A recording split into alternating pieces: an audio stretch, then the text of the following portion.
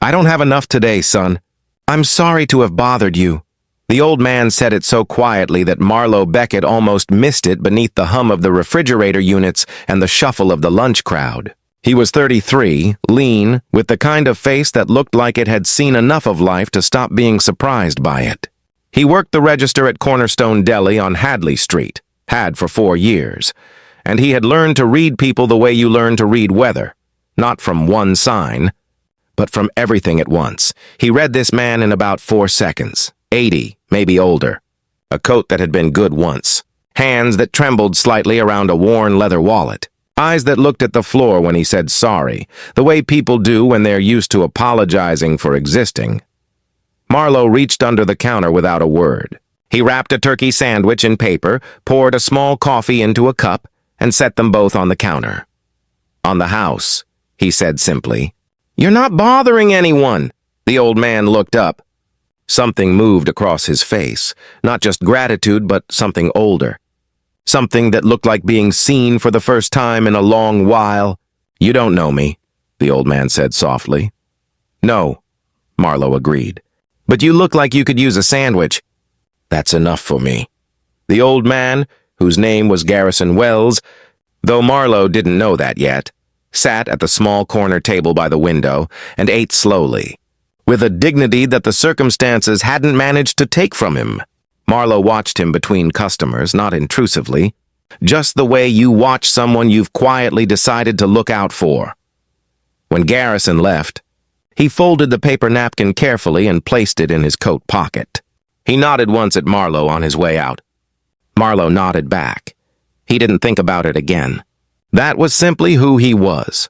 What Marlowe did not know was that Garrison Wells was not a poor man in the way his coat suggested. He was, in fact, one of the wealthiest men in the county, the retired founder of a civil engineering firm whose infrastructure work still underpinned 3 major highway systems in the state. He had given most of his visible wealth away quietly over the years, lived simply by choice, and dressed without ceremony because he had long ago stopped caring what his appearance communicated to strangers. He had also, for the past several months, been conducting a private and careful search.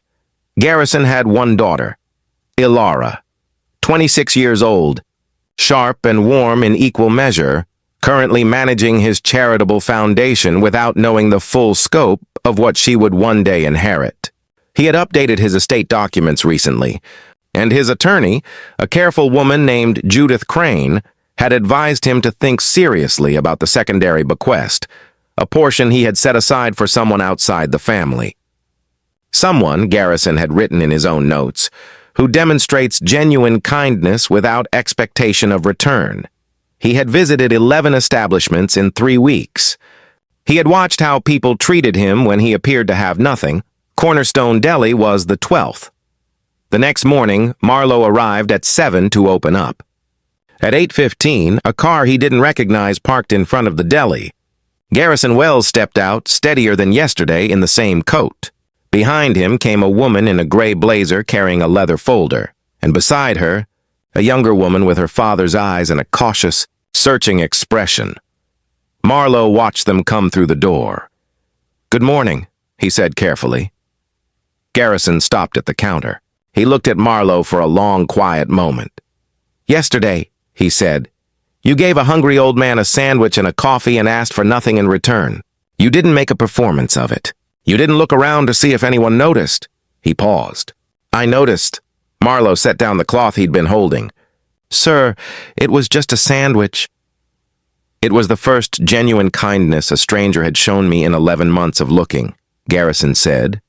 "Don't minimize it." The woman in the gray blazer, Judith Crane, opened her folder. The younger woman, Ilara, stood slightly apart, watching Marlowe with an expression he couldn't fully interpret. Garrison placed both hands on the counter. "I have no sons," he said quietly. "I have a daughter whom I love and who is well provided for. But I have also set aside a portion of my estate, not as charity and not as a loan, for someone who still understands that a stranger's hunger is reason enough to help." He looked steadily at Marlowe. "My attorney has paperwork. You are not obligated, but I want you to know. You are my chosen heir for that portion." Because of a sandwich. Because of the way you didn't think twice. The deli was very quiet. Marlowe looked at the folder. He looked at the old man. He looked briefly at Ilara, who gave him a small, honest nod, as if to say, he means it. He always means it. I didn't do it for anything, Marlowe said finally.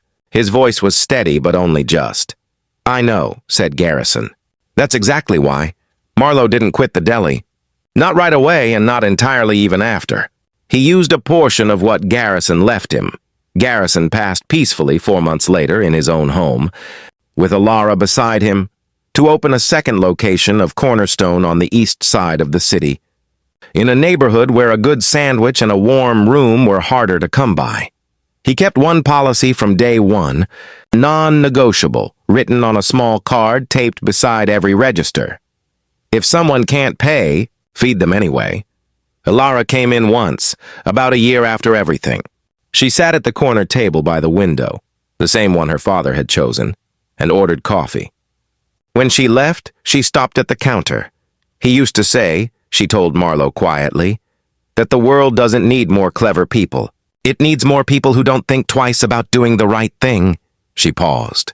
You were the only one in 12 places who didn't think twice. Marlowe was quiet for a moment. I still don't think I did anything remarkable, he said. She smiled. Warm, a little tired, entirely genuine. That, she said, is what made it remarkable. A sandwich given freely. A life changed quietly. A kindness that asked nothing and received everything. The most powerful thing you can do for a stranger is treat their need as reason enough. No questions. No audience, no hesitation. If this story touched your heart, please like, share, subscribe, and comment. Let's spread more stories of kindness and hope together.